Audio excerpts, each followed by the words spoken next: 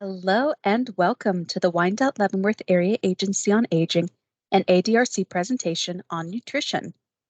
If this is your first presentation with us, thank you for joining. We hope the information we'll provide in this video will be helpful to you. Did you know that only 1 out of 10 Americans get their recommended daily amount of fruit and vegetables? Only 10.9% of Kansas's population get their daily recommended amount of fruit. The number of those for vegetables is even lower, sitting only at 9.8%, according to a survey done by the CDC in 2019. In hopes of changing these numbers and to better inform the public, the Wyandotte Leavenworth Area Agency on Aging has created this video on the topic of nutrition. Instead of focusing on one specific part of nutritional health, we'll be giving a broad spectrum of what foods are recommended for a healthy lifestyle, aka the main food groups, along with what size portions you should be eating and how to downsize them if you are eating beyond the recommended sizes. Then we will go into what services are available in Wyandotte County to promote both healthy eating and lifestyles, such as dietitians, nutritionists, and SNAP Ed.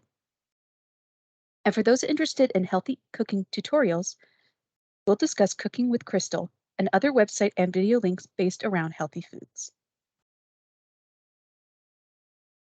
Now, you may remember hearing about the food pyramid. You know, grains at the bottom, fruits and vegetables and meats in the middle, with the top being sweets, fats, and oils. It was introduced in 1992 as a successor to the food wheel, and it quickly became an accepted model for eating habits. But as you can see here, we do not have the food pyramid on this slide, and that's because it has been overtaken by the MyPlate Food Groups Guide. That's what this image right here is over here on the right. Have changed a bit. Now they are fruits, vegetables, grains, proteins, and dairy. The design is set up so that way 1/2 of your plate should be set aside for fruits and vegetables, 1/4 of it for grains, and the last 1/4 for protein, along with 1 serving of dairy. A lot of the information we've presented to you on the food groups will be coming from the official MyPlate website, and we'll have a link to the description box below of this video. So if you want any more information or are curious to see the site for yourself, we'll have it ready for you. Now that we know what the basic outline of the food groups are, we should go into detail about each of them and how much you should be consuming of them a day. So we will start with fruits. They are an important part of your diet as they can lower blood pressure, reduce the risk of heart disease and stroke, prevent some types of cancer, lower your risk of eye and digestive problems, and have a positive effect upon blood sugar. They can also keep your appetite in check. So a lot of good reasons to eat fruits. This group includes apples, bananas, oranges, grapes, tomatoes. Yes, tomatoes are a fruit, and strawberries. Low-calorie fruits that you can choose if you want to lower your calorie intake are peaches, strawberries, cantaloupes, grapes, and raspberries. The recommended portions of fruits for an adult are 1.5 cups to 2 cups per day. You may be thinking, okay, but what if I don't want to get out a measuring cup every time I eat grapes? Well, myplate.gov has a great table online that shows you just how much fruit is in 1 cup or equivalent to it. We'll have a link to it in the description box below this video. But a few examples of a full cup of fruit are 1 large banana, 10 dates, 22 seedless grapes, 7 slices of mango, and 8 large strawberries. Now, before we move on to vegetables, we're going to go on a quick side note here to discuss the differences between fruits and vegetables, because there can sometimes be an issue on what falls under what. So first and foremost, fruits and vegetables are classified from 2 standpoints, botanical and culinary. Culinary-wise, fruits and vegetables are classified based on their taste. Fruits are seen as having a sweet or tart flavor to them. So apples, bananas, and on the tart side, lemons. While vegetables are seen as savory or mild. That's why fruits like tomatoes, peppers, pumpkins, and cucumbers are seen as vegetables since they don't have that sweet flavor to them. They're classified depending on what part of the plant they grow from. Fruits grow from the flower of a plant, while vegetables grow from other parts. The roots, this is where you get beets and carrots. Stems, so that's going to be your onions, shallots, and asparagus. Buds, so cabbage and head lettuce. And leaves, such as your leafy greens, lettuce, endives, and leeks. One of the last signs is that fruit contains seeds, whereas vegetables usually consist of roots, stems, and leaves. So there's another reason why tomatoes, peppers, and cucumbers are considered fruit because their seeds are on the inside. Okay, so we have covered the differences between fruits and vegetables. I think we can now move on to vegetables. The dietary fiber that comes from vegetables help reduce blood cholesterol levels, can lower heart disease risks, and they have a whole bunch of other very helpful health benefits to you. So, foods like mushrooms, artichokes, carrots, broccoli, and lettuce are an excellent addition to your diet. There are plenty of other options available to you at your local grocery store, your farmer's market, or your food pantry. So you have a lot more to choose from if you don't like the options that we've just mentioned. Recommended number of vegetables an adult should eat daily is between 3 to 5, or 2 to 4 cups for those aged 31 to 59, and 2 cups to 3.5 cups for those 60 plus. It is recommended that men should aim towards the high end, so eating 3 to 4 cups for those 31 to 59, and 3 to 3.5 cups for those 60 and over.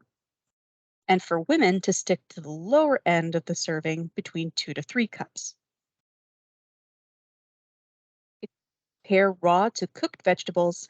Half a cup of cooked vegetables will typically be equivalent to a full cup serving, whereas you will need a full cup of raw vegetables to get the benefits of a full serving.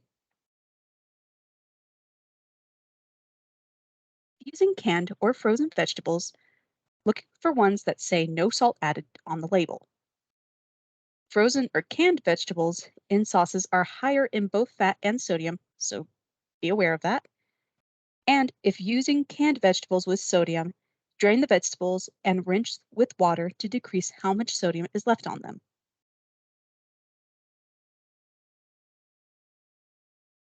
All right. So, grains. And now when we talk about grains, we're talking about the foods that come from cereal grains. These are the seeds of grasses which go on to cultivate foods like wheat, rice, oats, and barley. The foods that are made from these items are going to be bread, pasta, oatmeal, tortillas, and breakfast cereals, if the name didn't give that away.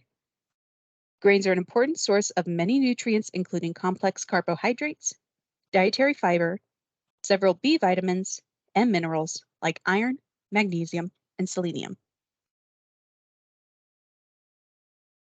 Note is that grains are separated into two groups: whole grain and refined grain. Whole grains, as their name implies, use all parts of the grain, retaining the whole kernel, the bran, germ, and endosperm. They make foods such as whole wheat bread, rye, whole oats, oatmeal, buckwheat, and quinoa, among others. Refined grains are milled grains that have had the bran and germ with them removed. They have a finer texture and a longer shelf life, but health-wise, a lot of them have their fiber, B vitamins, and iron removed from them, making them less nutritious. Refined grains their examples are going to be white bread, white rice, and sugary cereals. Those over the age of 50, the daily serving of grains is 5 to 9 ounces. Women are recommended 5 to 7, and men 6 to 9.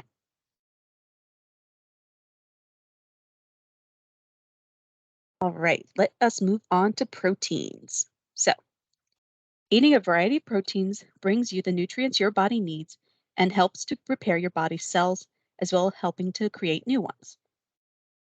If you're someone who is allergic to seafood or doesn't eat certain meats or poultry, it's possible that you can supplement your daily protein needs with eggs, nuts, or soy products, but you'll want to consult with your doctor or dietitian before making any major changes to your diet. It's recommended that your meat and poultry choices should be lean or low fat, like 93% lean ground beef, pork loin, and skinless chicken breasts. And you should choose seafood options that are higher in healthy fatty acids, which are called omega 3s, and lower in methylmercury, such as salmon, anchovies, and trout. The healthy portion sizes for those 31 to 59 are 5 to 7 ounces, or for those 60 and over, 5 to 6.5. A 1 ounce equivalent of protein is quarter cup of cooked beans, 1 egg, a tablespoon of peanut butter, half an ounce of nuts or seeds, or an ounce of meat, poultry, or fish. And the last part of the food groups we're going to go over is dairy. A healthy diet with the addition of dairy, aka milk, cheese, yogurt, or butter, provides multiple nutrients to the body like calcium, vitamin A, and vitamin D, which go to build and maintain strong bones. Other products sold as milks, but made from plants, aka almond, rice, coconut, oat, and hemp milks, may contain calcium, but they're not included as part of the dairy group because their nutrition content is not similar to dairy milk or fortified soy milk. So, to get the health benefits from dairy, adults over the age of 30 should be drinking or consuming 3 cups of dairy per day. To put that into perspective, 1 cup of dairy is equal to 1 cup of milk, a cup of yogurt, soy or dairy, a third cup of shredded cheese, 2 cups of cottage cheese, or 1.5 ounces of hard cheese like cheddar, mozzarella, or Swiss. We've mentioned the calcium choices for those who do not consume dairy products are not part of the dairy group. The items that fall into that gray area are going to be your calcium fortified juices and calcium fortifying plant based milk alternatives like rice or almond milk, canned fish like sardines, salmon with bones, tofu made with calcium sulfate, tahini, which is sesame butter or paste, and lastly, some leafy greens like collard and turnip greens, spinach, kale, and bok choy. The amount of calcium in these items vary, so consult with your dietitian or doctor to see if they work with your dietary needs. Now, let's say you do get all your vegetables, proteins, and grains on your plate, but you may be getting more than you need. We have this slide here dedicated to downsizing your meals, saving you on calories, and even allowing you to portion your meals. That way you can have multiple dinners and lunches made from one. So first and foremost, read labels on boxes and containers for serving size. Many packages will have multiple servings, so it's best to know the nutritional value of what you're eating or how many calories you're taking in. Measure out your portions. Instead of eyeballing what looks like a correct portion, you can be safe and use measuring cups and spoons. Use smaller plates and bowls. Using smaller plates helps to avoid overeating, as plates in the US have gotten bigger over the last 50 years. That means bigger portions. So, a great way to avoid overeating is by tricking your brain into thinking that a smaller portion on a smaller plate is more filling. Decrease your starch and meal portions, filling only 1/4 of your plate while filling the other half with non starchy vegetables. You'll save calories, but have enough food to feel satisfied. Plus, you get all the added nutrients found in vegetables. Single servings. That way, you save yourself from eating more than what's recommended. And if you go out to eat, you can share your restaurant meals. A lot of restaurants will give you portions 2 or 3 times bigger than what you need. So consider sharing a big meal with somebody to save yourself from extra calories. Or another idea is that you can get a to-go box right at the beginning of your meal and put half of it inside. And lastly, this isn't exactly a tip on downsizing, but it's a good healthy tip nonetheless. You can drink a glass of water up to 30 minutes before a meal, and that can help naturally result in reducing food intake and getting you a greater feeling of being full.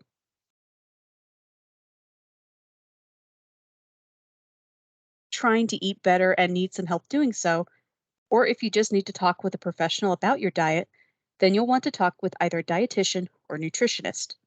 Dietitians are licensed and trained individuals who diagnose eating disorders and design diets for treating specific medical conditions, like if you have diabetes, high blood pressure, or celiac disease.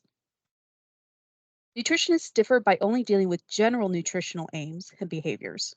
So, if you need to speak with a registered dietitian, you can contact the K-State Extension Office in Kansas City, Kansas. They should be able to refer you to a fully licensed physician. They are located at 1216 North 79th Street, Kansas City, Kansas, 66112. You can also contact them at 913 299 9300. Now, what exactly is the K-State Extension Office? Well, they're an office open to the public that offers classes on nutrition, 4-H, youth, and community development, along other services. One of the programs they offer for those with a low income is known as SNAP.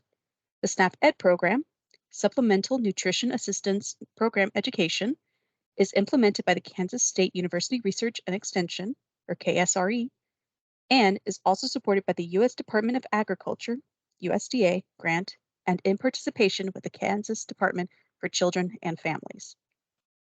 The goal of the program is to improve dietary quality by providing information on the dietary guidelines and MyPlate, increase fruit and vegetable consumption, increase food resource management skills,